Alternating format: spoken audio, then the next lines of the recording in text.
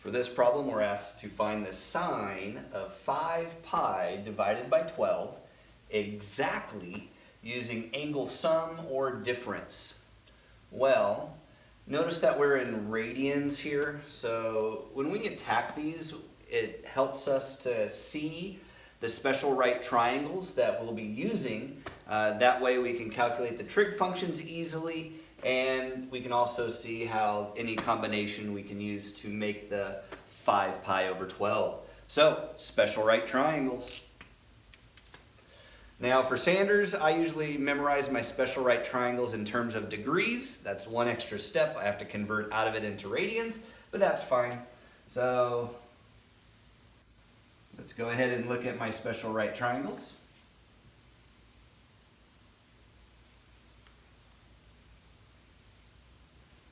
Okay, here's my 45 degree triangle. Here is my, so this is how I remember it. This is the biggest angle right here besides the 90. So the biggest angle on this triangle is the 60. The smallest on it is the 30. And then the 45 and the 45 match. So this is an isosceles triangle. Isosceles have matching sides and matching angles on those sides. So I remember it as x, and then the last one always has the radical for me. Now it's like 1 radical 2, x radical 2 on that one. And this is in general, and we can kind of manipulate these any way we need. So if we have this as our foundation, then whatever type of problem they throw at us, we can kind of manipulate and convert this into something that we can use a little easier. And then this one, I remember it as x. The biggest side is 2x, that's the hypotenuse. And then the last one always has the radical, x radical 3. Okay? There's no easy way around it. You have to memorize it just as a foundation, then we can always convert out of it. Okay, now for these problems in general, we usually let x equal 1 as a general case. So this is the same thing as 1 on this side, 1 on this side, and this one is just radical 2 if that x is 1. If this x is 1, then that would just be radical 3, and then this would just be 2. Okay, so now we can use this information to help us with our trig functions. And I just like listing them all out in general right now to help us practice our trigonometry and use it that way. So let's go ahead and do both radians and degrees at the same time so that we can get everything out at once. All right, so 45 degrees. What is that in terms of radians? So most of you probably have this memorized by now, but for me, I'll just go ahead and use my converter. So my converter for 45 degrees, I'm trying to get out of degrees into radians. So I'm going to multiply by 180 degrees on the bottom, so the degrees cancel. And on the top is not 2 pi, but just pi. So notice this is the same thing as multiplying by 1.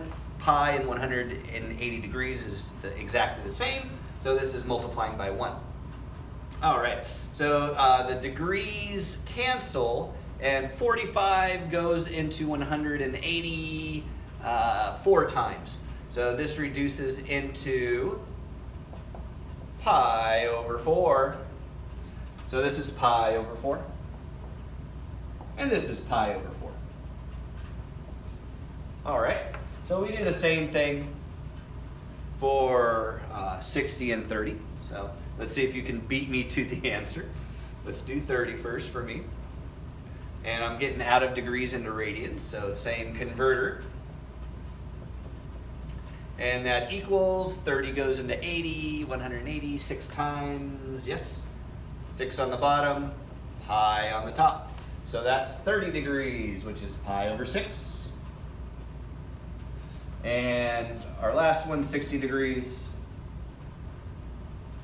times our converter, pi over 180. 60 goes into 180, 3 times, pi over 3. All right.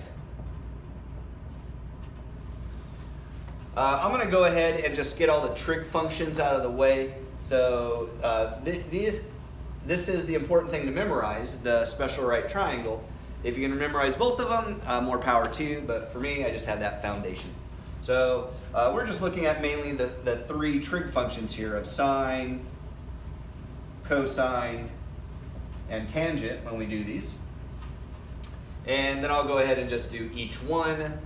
So 45, 45, and 45 first. And notice it's the same as pi over 4. So for this problem, I'm just going to do the pi over 4 to save myself a little work overall. So I'm just going to stick to radians on this one.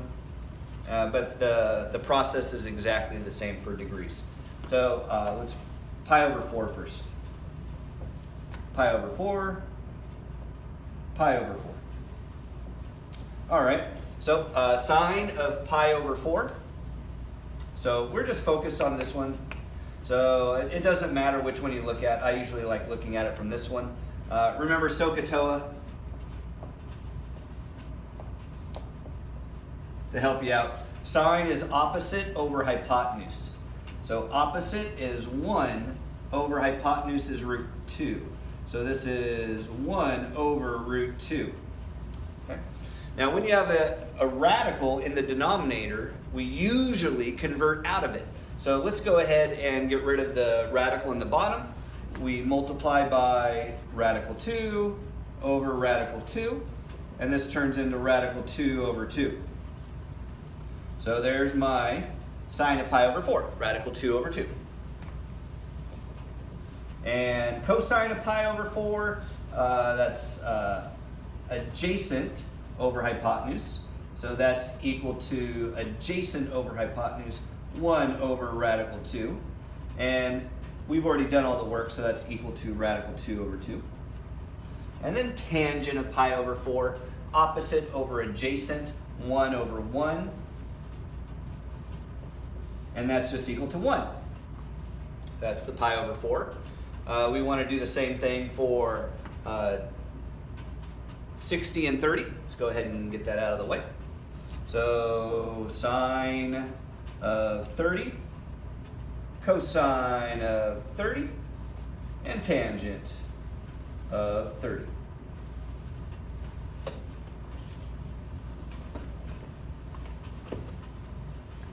All right, sine of 30, sine of 30. So now I'm looking from this one. It's opposite. Sine is opposite 1 over hypotenuse 2. 1 over 2. Cosine of 30. Cosine is adjacent. Adjacent is radical 3 over hypotenuse 2. And tangent of 30 is opposite. Opposite is 1 over adjacent. Adjacent is radical 3. Once again, whenever you see a radical, you should have like a little flag that goes up, a little siren. Woo, woo, woo. Is that okay? Usually not. We need to convert and get that radical out of it. So radical 3 over radical 3. And that turns into radical 3 over 3. And that's our tangent of 30. All right, last one is 60. So these are all the special ones. Back in when my dad used to teach math, he had all of his students memorize these. Luckily for us, we can just kind of build our way to them. So that's the approach I use. So we're going to go ahead and do sine of 60, cosine of 60, and tangent of 60. All right, same game. Opposite over hypotenuse. And we're looking at 60 from this side. Opposite is radical 3. Over hypotenuse is 2. Cosine of 60 is adjacent 1. Over hypotenuse 2. And tangent of 60, opposite, radical 3 over 1 over adjacent. All right, So we got all of our trig functions kind of pulled out of our special right triangles. Now, let's finally get to our problem. Okay, so that's why most people are like, when they're strong in calculus, they memorize all these so you can just jump right through it. I just build my way through it. All right, so we're trying to find sine of 5 pi over 12. Using the sum or difference. Okay, well they kind of helped us out with that. So that means we need to add or subtract in some way to get 12. Add or subtract some way to get 12. All right, so let's just kind of look at what we have here. I'm going to circle our options that we have here. So for pi over 4, our option is radical 2 over 2. We got another radical 2 over 2. And we got a 1. Okay. Now, just sort of notice that we're in sine. So I'm kind of focused just on the sine aspect. But it's nice just to kind of keep an open mind on the other ones. But for this one, we're just focused on the sine. Okay. So I like to be thorough. That's why I kind of went through everything. All right. For the sine of 30, we got 1/2. And we got radical 3 over 2. Cosine, we got radical 3 over 2. We got 1/2. We got radical 3 over 3 for tangent. And radical 3 over 1 for tangent. All right, I'm just sort of noticing I don't need that 1 on the bottom there, so let's go ahead and just simplify out of it so it doesn't keep ringing my bell over here. So that's really the one that I want. All right. Now, we're going to go ahead and look at these angles themselves. We're going to look at these angles themselves, and then it's going to pop into these answers in some way. Okay, so we got a pi over 4 here. So these are our options. And these were for our answers. All right, so our options here, so maybe I just kind of, I didn't mean to misdirect you on this one. For when we're dealing with this one, these are the values that we want to focus on. So I got a pi over 4, I got a pi over 6, and I got a pi over 3. All right, so these are my options. Now what that means is, in some way, I need to make a combination of these fractions in order to get myself a 5 pi over 12.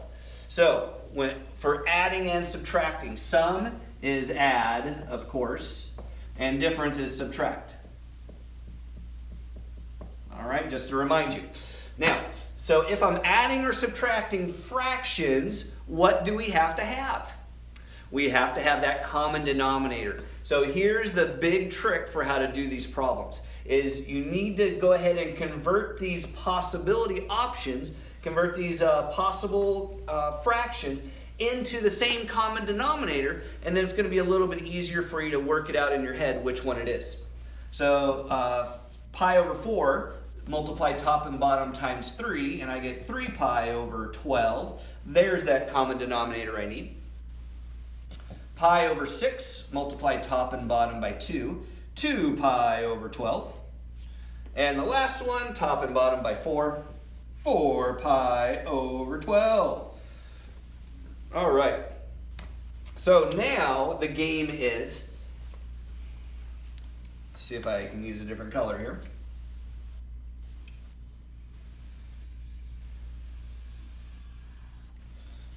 With these last fractions I've circled, can you see which combination of these, and we can only use 2, which combination of 2 can we combine in some way, either adding or subtracting, to get 5 pi over 12? Let me narrow your search. We're basically looking at the numerator. We're looking at the top of the fraction. So how can I make a 3, a 2, or a 4 in some way of adding or subtracting to make 5? Okay? So hopefully you can kind of see the 3 and the 2. 3 plus 2 makes 12. So all of that work just to get to there. So what this means is my sine of 5 pi over 12, sine of 5 pi over 12 is really equal to sine of 3 pi over 12 plus 2 pi over 12. Okay. Now remember, and sorry about the bell, it's going to be going off in less than a minute. So it doesn't matter the order here. Addition is commutative. Commute. It can travel to different locations. So it doesn't matter which one comes first here. All right. So now I use the sum. I'm adding here. I'm sum with sine. All right. And that's why I have my trig book right here, because I'm not very good at the memorizing unless it's test time for me. So sine identity. Sum and differences identity for sine and cosine. For sine, so it's nice to write it out. I'm going to go ahead and put it in my memory. Sine, cosine, sine, cosine, sine. Sine, cosine. All right, let's see if I can remember it. So my tricks are, if you have something to remember, even if you don't remember it, sorry about that.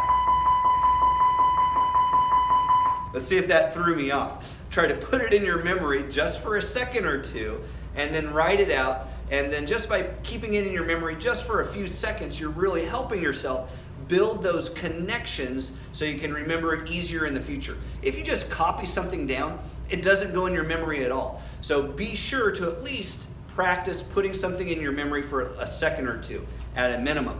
All right, so what I remember was the sine of u plus v is equal to sine, let me give myself enough room so I can write it out.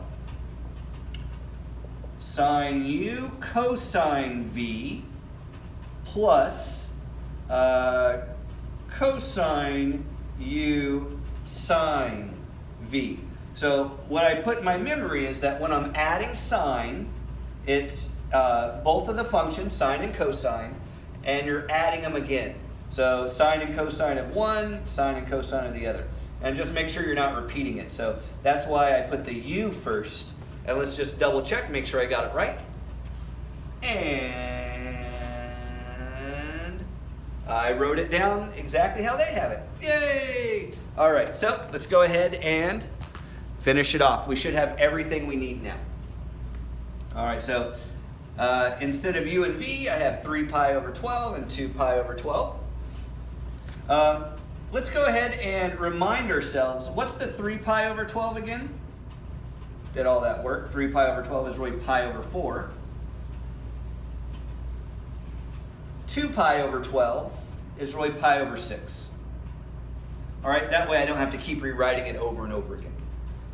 Okay, so finally we are getting almost to the finishing line on this one.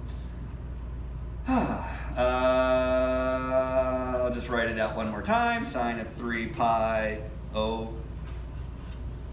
pi over 4 plus pi over 6. All right. So I'm going to try putting it in my memory. So I've already written it down, but the more you practice putting it in your memory, the better. So I'm going to go ahead and just try to set this equal from my memory. So it's sine first. Sine of the first one, pi over 4. Cosine of the second one, pi over 6. When I add sine, everything's positive here with them alternating. So that means it's a plus sign right here. And then I'm alternating cosine of pi over 4.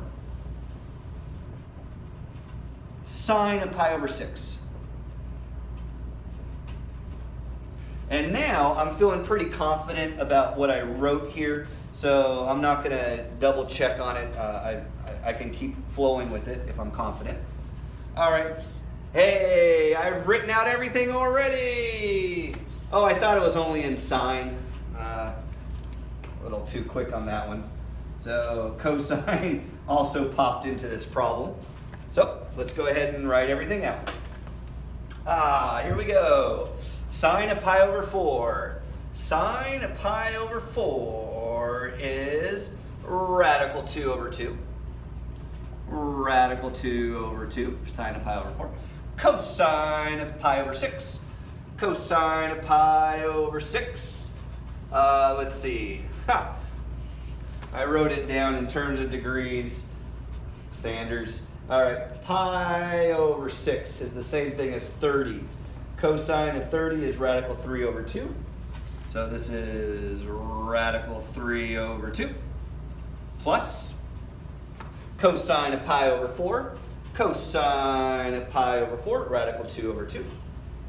Radical 2 over 2. And sine of pi over 6. Sine of pi over 6. Now, we just did this. That was what, the 30? Pi over 6 is 30. Sine of 30 is 1/2. Okay. We are almost done, so we're just having to simplify here. So this now becomes radical 2 times radical 3. Radicals, they kind of combine on the inside here. So that's both radical, 2 times 3 is 6, and 2 times 2 is 4. Remember, multiply fractions straight across, plus sign, radical 2 over 4. Okay, let's see, is there anything else I can kind of do here? We have a common denominator, so I'll go ahead and just put those together. Radical 6 plus radical 2 all over 4. Okay, that is our final solution. All right, so one of the key points to remember here is if you had these memorized, you wouldn't have to spend all that time building it. But for me, I would rather build it and be able to get through it that way than not have it at all. So at least I have something that I can build on. All right, so have some sort of foundation to build on, or you're stuck having to memorize all of this. Either way, whatever you're kind of disposed to, that's the best option. Now, just remember that when you have these sum or difference problems, you're focused on the denominator here. The denominator of what's inside basically are special right triangles. Now, if this were a degree problem, that would simplify ourselves a lot. I would just be focusing on the 45, the 30, and the 60. But since we have fractions in radians, then we got to make sure that we have the fractions all laid out for us. That's what I did here, laying out the fractions. And then the key is making sure the denominator matches the denominator that they want. Okay? Then it's just sort of a little mental game. How can we make a combination here?